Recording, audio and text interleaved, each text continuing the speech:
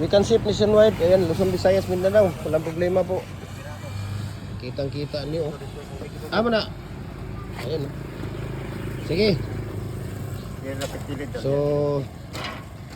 di ara pa ito na.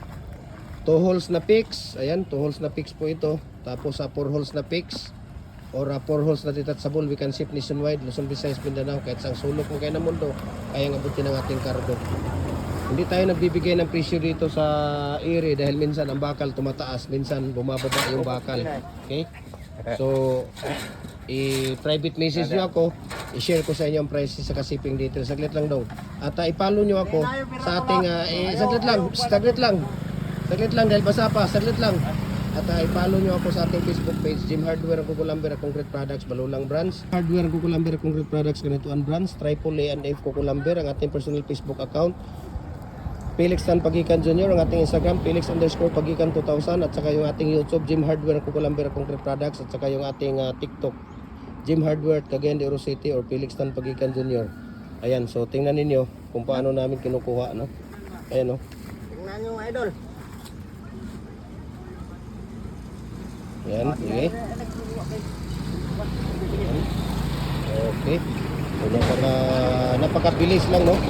15 to 18 minutes, pwede na nating tanggalin or i-remove ng ating molder. Ayan, kung makikita ninyo, pwede na nating i-remove. So ngayon, dahil hapon, last day na nila, ano ang gagawin ng ating molder pagkatapos gamitin? So hugasan po yan. Ayan, tingnan ninyo ang loob.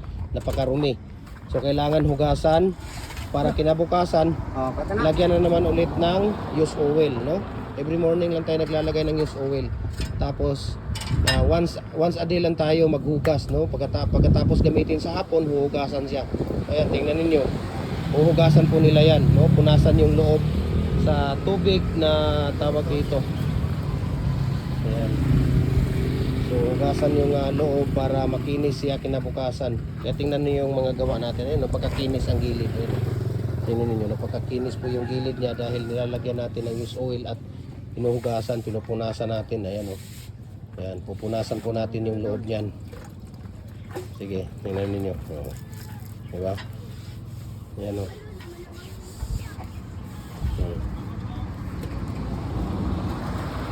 So, makinis na po ulit yung ating tawag dito.